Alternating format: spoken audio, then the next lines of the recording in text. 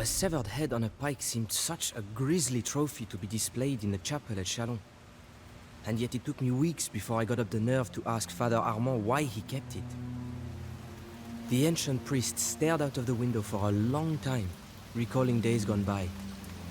I was there, he said finally, at the Battle of the Catalonian Fields, fighting alongside Aetius and Theodoric the God. I knew there had been a battle here decades ago. Peasants still overturned skeletons and broken shields with their plows from time to time. Who was it, Father? I asked him. Who were you fighting?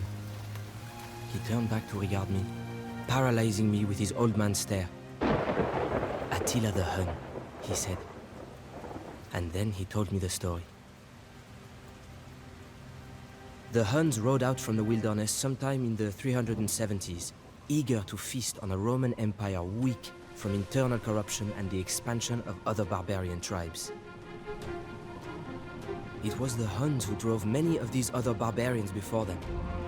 They were terrifying warriors from the steppes of Asia, their bodies disfigured from ritual scarring, their legs deformed from a near lifetime in the saddle.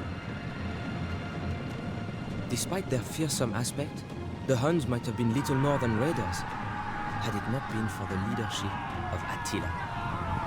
He called himself the Scourge of God. Attila and his brother Bleda led the Huns not just to raid, but to devastate Scythia and Persia.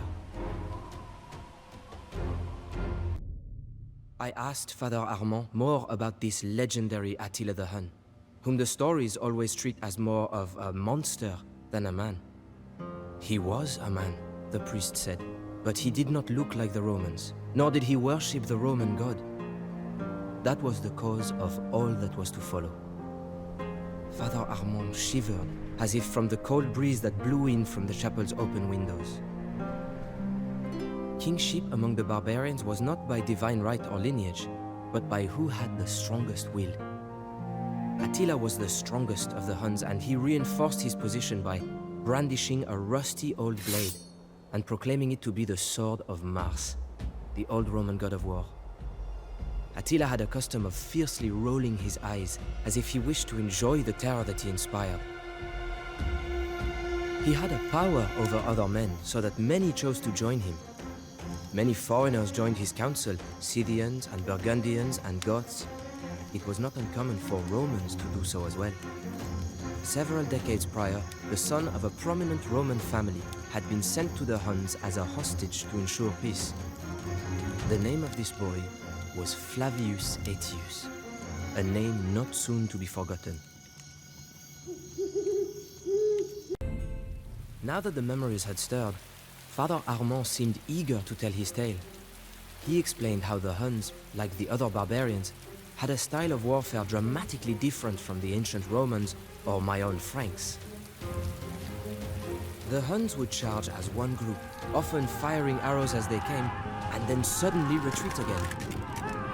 For the nations of Europe, who were used to forming up lines and columns and even issuing challenges for personal combat, this was an aberration. They were unable to comprehend warfare in this manner. Barbarians did not conquer lands. They did not try and hold and colonize the cities they attacked. Instead, they ravaged and pillaged and took their loot back to their camps. By that time, there were two Roman empires, the government having decided that the Roman lands were simply too vast for one city to manage effectively. Attila and the Huns began a series of raids into the Eastern Empire. The Roman city of Nessus was erased from the earth. The Huns so devastated the place that when the Roman ambassadors passed through to meet with Attila, they had to camp outside the city on the river.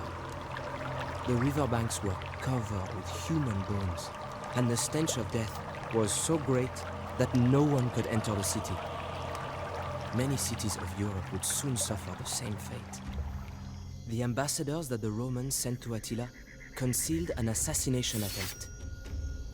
Somehow, Attila knew of the attempt on his life and sent the terrified assassin back to his emperor with the gold he had been paid to do the deed in a sack tied to his neck. Following such a demonstration, the Huns had no difficulty convincing the Eastern Roman Empire to start paying them tribute, protection money to stave off the inevitable Hun invasion. By this time, the Romans had considerable experience dealing with barbarians. They could civilize the raiders, to some extent, by offering them otherwise useless land on the Roman borders as a token tribute. Before Attila, this tactic seemed to be working on the Huns, who settled in the Danube River Valley. All that changed when Attila seized command. He was much more aggressive and unpredictable than the previous Hunnic kings. He demanded that the tributes from Rome be increased, and when the Romans refused, Attila made war on the Eastern Roman Empire. He marched on the great city of Constantinople, whose double walls had never fallen. Attila was done with raiding. Now the Huns advanced slowly, eradicating everything in their path. The Romans would reinstate the tribute, or they would be destroyed. Who was this man, I asked, to threaten the Roman emperor? Titles such as emperor meant nothing to the Huns. Attila was not an appointed ruler, only the strongest among the Huns. The amenities of his office meant nothing to him. While his chieftains and council ate off of silver plates, Attila's own plate and goblet were hewn from simple wood.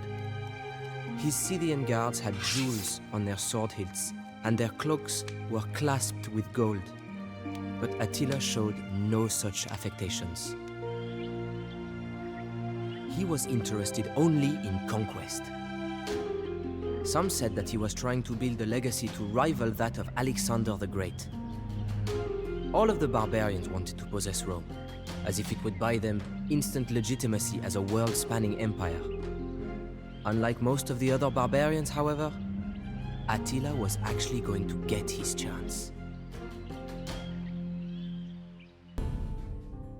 The Western Roman Emperor had a sister named Honoria, who after weary years of confinement to her parlor, made the preposterous decision to send a letter to Attila the Hun. She asked him to marry her. One suspects Honoria did not know what she was getting into. Attila was plentifully supplied with wives, but he immediately saw the advantage that such a union could put him in. Suddenly, his plans changed. He would not invade the Eastern Roman Empire at Constantinople, but the Western Empire at Rome. Indeed, he claimed half of the Western Empire as his dowry.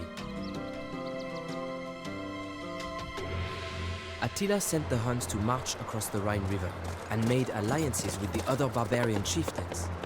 Some, namely the Burgundians and Ostrogoths, joined the Hunnic Confederation, while others, such as the Visigoths, sought to seek Roman favor by opposing the Huns. When Attila entered the Roman province of Gaul, he could claim that he merely sought by force what was his by right of betrothal to Honoria. The old priest hung his head as he related what happened next, and I could tell the weight of the memories caused him great sorrow. Attila would stop at nothing until he reached his fiancée Honoria and his goal of ruling the Roman Empire. The ravaging of Gaul was unprecedented. People were tortured, their bodies torn asunder by wild horses, or their bones crushed under the weight of rolling wagons. Their unburied limbs were abandoned on the public roads as prey to dogs. Heads on stakes stretched from Gaul clear back to the Danube River, from whence the Huns had come.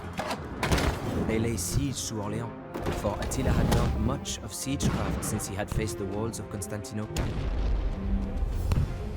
But as the Huns set to their fell task, a great cloud of dust appeared on the horizon. Aetius and the Roman army had come.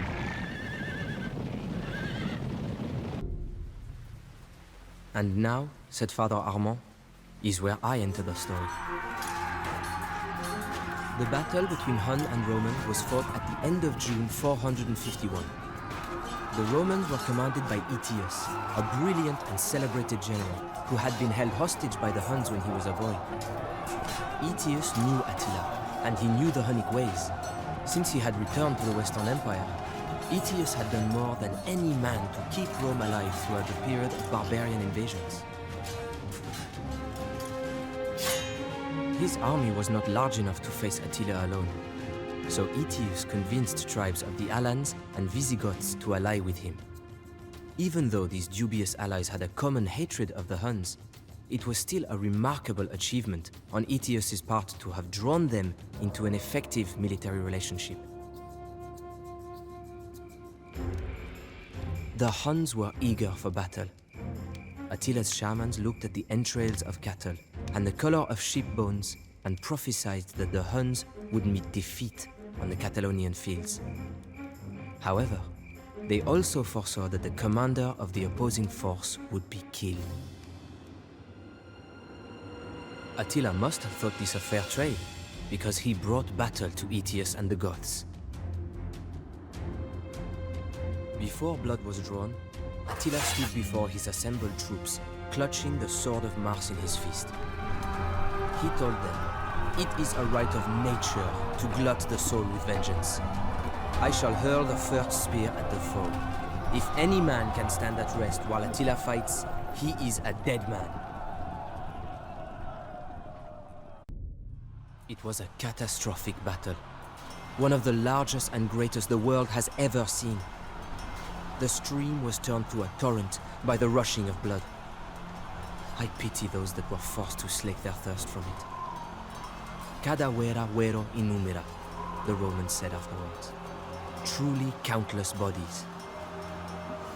Perhaps 300,000 men were left dead on the Catalonian fields. It is said the ghosts of those killed continued to fight for several days. I passed within inches of the fell Hun king as he stalked the battlefield, trying to determine which of his chieftains and allies yet lived. When he found me, huddled beneath my shield, I made my peace with God. But Attila did not seek my decapitation. He saw that I was a holy man and ordered me to join his retinue of foreign advisors. "That is how you know so much of the Huns," I offered. The priest nodded. Despite the carnage, the outcome of the legendary battle was unclear. Attila had lost much of his cavalry, but the Roman army would never recover from its losses. For a time, no one knew if the Hunnic king would continue to pursue the hand of Honoria. "But what of the prophecy?" I asked. "Did Aetius die on the battlefield?" Nay, it was Theodoric the Goth, not Aetius, who died and fulfilled the prophecy. Aetius knew that if he utterly destroyed the Huns, then the Visigoths would have no need for a Roman alliance, and Rome would face yet another barbarian threat. And so, Aetius retired from military life, hoping that the outcome of the Catalonian fields would leave the Huns and Goths in a stalemate. He hoped he had done enough to save his empire. He had not.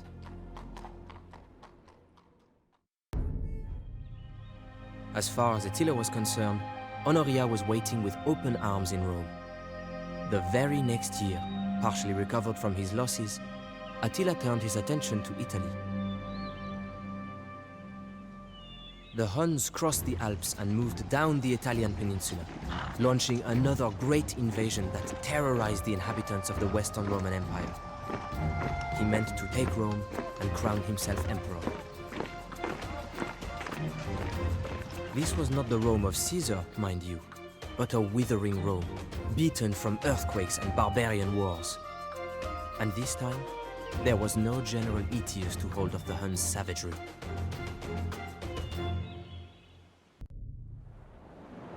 The city of Aquileia at the tip of the Adriatic was wiped off the face of the earth. The fugitives from that pitiful city took refuge among the islands, marshes and lagoons at the head of the Adriatic Sea, and there founded the town of Venetia, or Venice. "But what of the Pope?" I asked. No one knows what Saint Leo said to the Hunnic king, but that very day, Attila turned his army around and started back for the Hun lands on the Danube. Attila the Hun died shortly thereafter. Since he had failed to claim Rome, he could not have Honoria, and instead brought another wife into his harem. On his wedding night, Attila suffered a nosebleed and choked to death. For a man who had boasted that, "Where my horse has trodden, no grass grows," it was a curiously anticlimactic death. The Hunnic warriors cut their hair and gashed their faces, so that the king should be lamented not by tears of maidens, but by the blood of warriors.